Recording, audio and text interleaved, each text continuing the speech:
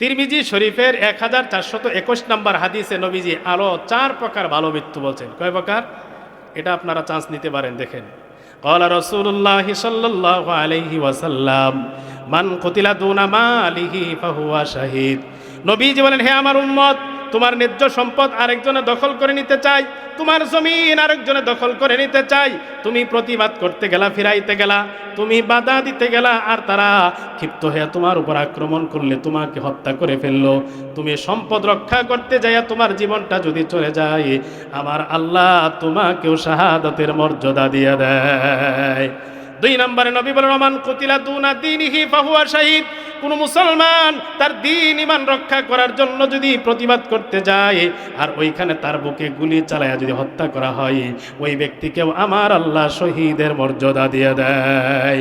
3 নম্বরে আল্লাহর নবী বলেন, মান কুতিলা দুনা দামিহি ফাহুয়া শাহীদ। নিজের জীবন রক্ষার সংগ্রামে লিপ্ত হলো আর শত্রুপক্ষ তারে হত্যা করে ফেললো, আমার আল্লাহ এই ব্যক্তিকেও শাহাদাতের মর্যাদা দিয়ে দেয়। 4 নম্বরে আল্লাহর নবী বলেন, ওমান কুতিলা দুনা আহলিহি ফাহুয়া শাহীদ। কেউ যদি নিজের পরিবারকে রক্ষা করার জন্য শত্রুর সাথে মোকাবেলায় লিপ্ত হয়, আর শত্রুপক্ষ যদি তাকে ঘায়েল করে হত্যা করে ফেলে, এই পরিবার রক্ষার সংগ্রামে কারো জীবন গেলে ওই ব্যক্তিকেও আমার আল্লাহ শাহাদাতের মর্যাদা দিয়ে দেয়। ভালো মৃত্যুর কয়েকটা ধরন আপনাদেরকে সংক্ষেপে কয়েক মিনিটে বলি, এরপরে 2টা সবক ভালো মৃত্যু লাভের জন্য 2-1টা আমল যদি সময় হয় বলবো, না হলে আজকের জন্য শেষ করে দেবে। কয়েকটা ভালো মৃত্যু বলবো। আমাদের সবার ইমানই মরণ হোক, জান্নাতি মরণ হোক, আমরা সবাই চাই তো। জান্নাতি মরণ কোনটা কোনটা? আমার বাবা মা মারা গেছে, আমার মৃত্যু হবে, আমার আপনজন মরে, তার মরণটা কি জান্নাতি মরণ হলো না জাহান্নামী মরণ? হাদিস থেকেও জানা যাবে। বলবো কিছু ধরন। 1 নাম্বার ভালো মৃত্যু, যদি কোনো মানুষের মরার আগে মুখে কালেমা উচ্চারণ হয়, কালিমা পড়ার পরে যদি কারো মরণ হয়ে যায়, তাহলে এই ব্যক্তির মরণটা জান্নাতি মরণ বলে সুবহানাল্লাহ। দলিল আবু দাউদ শরীফের 3116 নম্বর হাদিসের বর্ণনা। আন মুআজ ইবনে জাবাল রাদিয়াল্লাহু তাআলা আনহু قال قال رسول الله সাল্লাল্লাহু আলাইহি ওয়াসাল্লাম। নবীজির সাহাবী মুআজ ইবনে জাবাল রাদিয়াল্লাহু তাআলা আনহু বলেন, আল্লাহর পয়গম্বর বলেছেন, মান কানা আখিরু কালামিহি লা ইলাহা ইল্লাল্লাহ। যে ব্যক্তির জীবনের সর্বশেষ কথা হবে লা ইলাহা ইল্লাল্লাহ, দাখালাল জান্নাহ। এই ব্যক্তি মরণের সঙ্গে সঙ্গে আল্লাহর জান্নাতের মেহমান হয়ে যায়। তাহলে মরণের আগে কালিমা পড়ে মরতে পারলে মরণের সাথে সাথে ঠিকানা। 2 নাম্বার, কোনো ব্যক্তি মরণের সময় যদি কপালটা ঘাইমা যায়, আপনজনরা মরলে হাত দিয়ে দেখবেন কপাল ঘামছে কিনা, যদি কপাল ঘাইমা যায় বুঝতে হবে তার মরণটা জান্নাতি মরণ।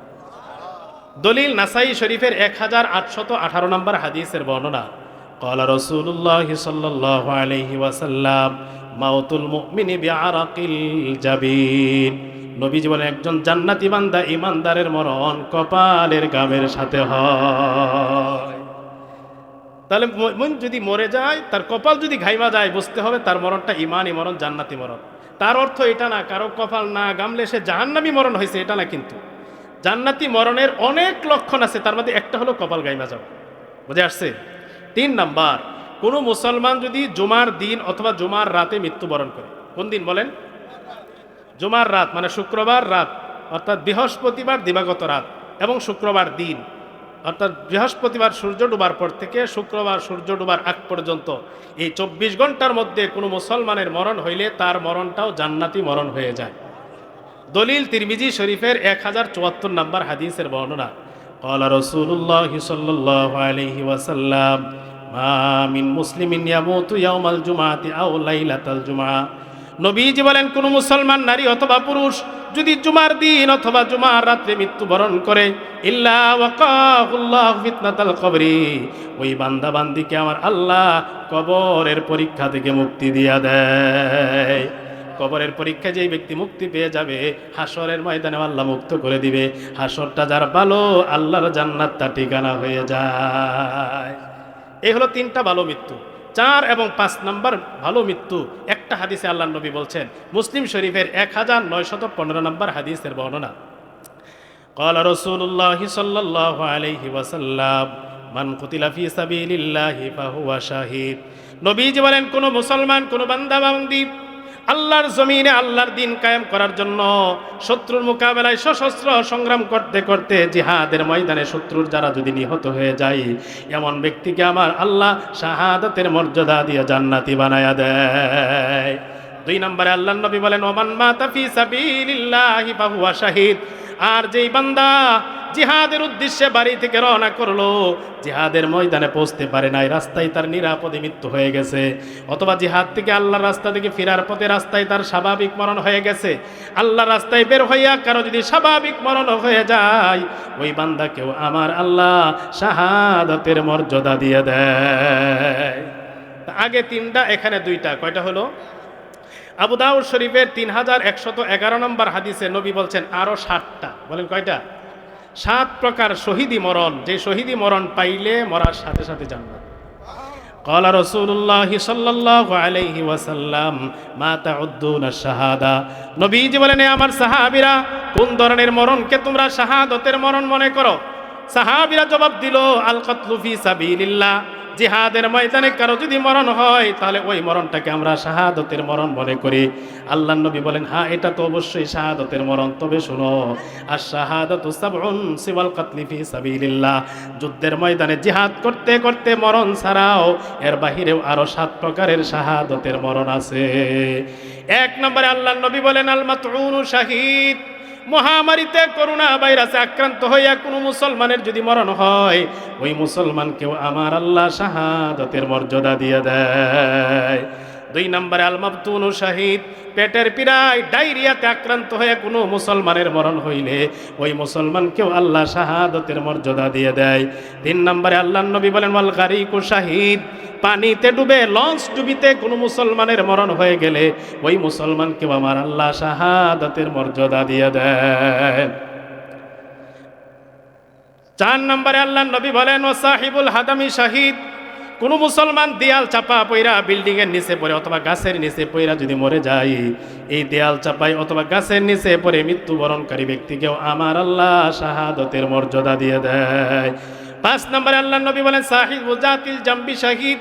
কোন মুসলমান ক্যান্সার অথবা ফুসফুসের রোগে আক্রান্ত হয়ে যদি মৃত্যুবরণ করে, ওই ব্যক্তিকেও আমার আল্লাহ শাহাদাতের মর্যাদা দিয়ে দেয়। 6 নম্বরে আল্লাহর নবী বলেন, ওয়াল গারিকু শাহীদ ওয়াল হারিকু শাহীদ। কোন মুসলমান যদি আগুনে পড়ে মরে যায়, ওই মুসলমানকেও আমার আল্লাহ শহীদ হিসাবে কবুল করে নেয়। 7 নম্বরে আল্লাহর নবী বলেন, ওয়াল মারআতু তামুতু বিজামইন শাহীদা। কোন নারী বাচ্চা প্রসব করতে যাইয়া প্রসব বেদনায় যদি মরণ হয়ে যায়, ওই মাকেও আমার আল্লাহ শাহাদাতের মর্যাদা দিয়ে দেয়। আগে বললাম 5টা, এখানে 7টা, কয়টা হলো? 12টা। আর 2 মিনিট বেশি হয়ে গেছে। তিরমিজি শরীফের 1421 নম্বর হাদিসে নবীজি আরো 4 প্রকার ভালো মৃত্যু বলছেন। কয় প্রকার? এটা আপনারা চান্স নিতে পারেন, দেখেন। ক্বালা রাসূলুল্লাহ সাল্লাল্লাহু আলাইহি ওয়াসাল্লাম মান কুতিলা দুনা মালিহি ফাহুয়া শাহীদ। নবীজি বলেন, হে আমার উম্মত, তোমার ন্যায্য সম্পদ আরেকজনে দখল করে নিতে চাই, তোমার জমিন আরেকজনে দখল করে নিতে চাই, তুমি প্রতিবাদ করতে গেলা, ফিরাইতে গেলা, তুমি বাধা দিতে গেলা, আর তারা ক্ষিপ্ত হয়ে তোমার উপর আক্রমণ করলে তোমাকে হত্যা করে ফেললো। তুমি সম্পদ রক্ষা করতে যাইয়া তোমার জীবনটা যদি চলে যায়, আমার আল্লাহ তোমাকেও শাহাদাতের মর্যাদা দিয়ে দেয়। 2 নম্বরে নবী বলেন, মান কুতিলা দুনা দীনিহি ফাহুয়া শাহীদ। কোন মুসলমান তার দ্বীন ঈমান রক্ষা করার জন্য যদি প্রতিবাদ করতে যায়, আর ওইখানে তার বুকে গুলি চালায়া যদি হত্যা করা হয়, ওই ব্যক্তিকেও আমার আল্লাহ শহীদের মর্যাদা দিয়ে দেয়। 3 নম্বরে আল্লাহর নবী বলেন, মান কুতিলা দুনা দামিহি ফাহুয়া শাহীদ। নিজের জীবন রক্ষার সংগ্রামে লিপ্ত হলো আর শত্রুপক্ষ তারে হত্যা করে ফেললো, আমার আল্লাহ এই ব্যক্তিকেও শাহাদাতের মর্যাদা দিয়ে দেয়। 4 নম্বরে আল্লাহর নবী বলেন, ওমান কুতিলা দুনা আহলিহি ফাহুয়া শাহীদ। কেউ যদি নিজের পরিবারকে রক্ষা করার জন্য শত্রুর সাথে মোকাবেলায় লিপ্ত হয়, আর শত্রুপক্ষ যদি তাকে ঘায়েল করে হত্যা করে ফেলে, এই পরিবার রক্ষার সংগ্রামে কারো জীবন গেলে ওই ব্যক্তিকেও আমার আল্লাহ শাহাদাতের মর্যাদা দিয়ে দেয়। আগে ছিল 12, এখানে পাইলাম 4, কয়টা হলো? 17 নাম্বার, কোনো ব্যক্তি কোনো রকম জুলুমের শিকার হয়ে যদি কারো জীবন চলে যায়, রাস্তা দিয়ে আপনি হাঁটতেছেন, ডাকাত দলে আক্রমণ করে মেরে ফেলছে, অথবা কোনো জালেম কোনোভাবে আপনাকে যদি হত্যা করে ফেলে এমন ব্যক্তিকে আল্লাহ তাআলা ভালো মৃত্যু দেয়, শাহাদতের মর্যাদা দেয়।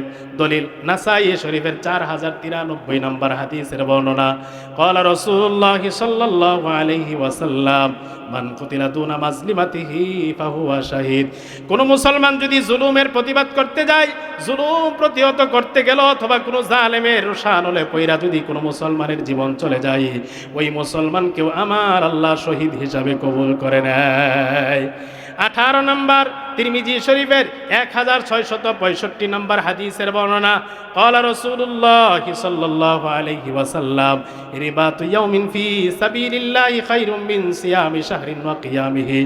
নবীজি বলেন, কোন মুসলমান আল্লাহর রাস্তায় যদি সীমানায় বর্ডারে পাহারাদারি করে দিন রক্ষার জন্য অথবা দেশ রক্ষার জন্য, আমাদের দেশে বর্ডার গার্ড বিজিবি আছে না নাই? বিজিবির সদস্যরা বর্ডারে পাহারাদারি করে। আল্লাহ নবী বলেন, একমাত্র দেশ রক্ষার, আল্লাহকে খুশি করার নিয়তে বিজিবি যদি সীমানায় এক রাত্র পাহারাদারি করে, এক রাত্র পাহারা দেওয়া 1 মাস পর্যন্ত দাঁড়াইয়া তাহাজ্জুদের নামাজ পড়া নফল রোজা রাখার চাইতে বেশি সওয়াব হয়ে যায়। ওমান মাতা ফিহি উকিয়া ফিতনাতাল কবরি। আর বর্ডার গার্ড পাহারা দিতে দিতে ওই সীমানায় যদি তার মরণ হয়ে যায়, আমার আল্লাহ তাকে কবরের পরীক্ষা থেকে মুক্ত করে দেয়। শুধু তাই না, আল্লাহর নবী বলেন, ওয়ানুম্মিয়া লাহু আমালুহু ইয়াউমাল কিয়ামাহ। আর এই বিজিবির যেই দিন তার মৃত্যু হলো, সেদিন থেকে শুরু করে কিয়ামত পর্যন্ত আল্লাহ তার নেক আমলগুলো বাড়াইতেই থাকে। এগুলো 18, 19 আর 20 নাম্বার দুইটা একসঙ্গে এক হাদিসে আল্লাহ নবী বলছেন। আর তারগীব ও তারহিব নামক কিতাবের 1466 নাম্বার হাদিসের বর্ণনা। قال رسول الله صلى الله عليه وسلم من صام يوما ابتغاء وجه الله ختم له بها دخل الجنة। আল্লাহ নবী বলেন, কোন মুসলমান একমাত্র মালিককে খুশি করার জন্য যদি একদিন রোজা রাখে, রোজা রাখা অবস্থায় অথবা রোজাটা শেষ করার সাথে সাথে যদি তার মরণ হয়ে যায়, দাখালাল জান্নাহ, এই বান্দা মরণের সঙ্গে সঙ্গে আল্লাহর জান্নাতের মেহমান হয়ে যায়। 2 নম্বরে আল্লাহ নবী বলেন, ওমান তাসাদ্দাকা বিসাদাকা। কোন মুসলমান সামর্থ্য অনুযায়ী সামান্য যদি সদকা করে, ইবতিগা ওয়াজহিল্লাহ, একমাত্র মালিককে খুশি করার জন্য যদি সদকা করে, খুতিমা লাহু বিহা, এই সদকা দেওয়ার পরপর যদি তার মরণ হয়ে যায়, আল্লাহর নবী বলেন, দাখালাল জান্নাহ, মরতে দেরি এই বান্দা জান্নাতে যাইতে দেরি হয় না। তাহলে 20 প্রকার ভালো মৃত্যুর কথা বললাম। এই ভালো মৃত্যুর যে কোনো একটা পাওয়ার জন্য কিছু করণীয় আমল ছিল, সবে অনেক নষ্ট হয়ে গেছে, আজকে আর বলবো না। যদি আরেকদিন আমি তো বাড়ির মানুষ, প্রধান বক্তা অনেক দূর থেকে আসতেছে, এরপরে আমার পরে আমাদের এই কাছেরই মানুষ, খুব ভালো বক্তা জুবায়ের ভাই, উনি বয়ান করবেন। আমি তো আছি ইনশাল্লাহ। তবে একটা ঘোষণা, মনের দুঃখটা আগে বলে ফেলছি, এটা আমাদের দেশের খাসলত, আমাদের দেশে হুজুরদের দোষ, এটা আপনাদের না, হুজুররা এই কাজটা করে। যাই হোক, এদেরকে আল্লাহ সহি বোঝার তৌফিক দান করো। আরেকটা ঘোষণা আমি দেওয়া যায়, মার্কাজ মসজিদের মাহফিল আগামী 22 তারিখ। প্রতি বছরই আমি আসি, কিন্তু এই বছরও তারা আমার সাথে যোগাযোগ করছে, দাওয়াত দিছিল, আমি তাদেরকে তারিখ দিতে পারি নাই, আমার কোনো শিডিউল খালি নাই, এই জন্য দিতে পারি নাই। ওনারা বলছে যে আপনি এই কাউরার মাহফিলে ঘোষণাটা দিয়ে যাবেন, না হলে অনেকে আবার আমাদেরকে দোষ বেজে হুজুরে দাওয়াত দিলেন না কেন। এই জন্য বলে গেলাম, মার্কাজের মাহফিলে এবছর আসতে পারতেছি না। ওনারা দাওয়াত দিছিল, আমি রাখতে পারি নাই, আমার কোনো তারিখ খালি নাই।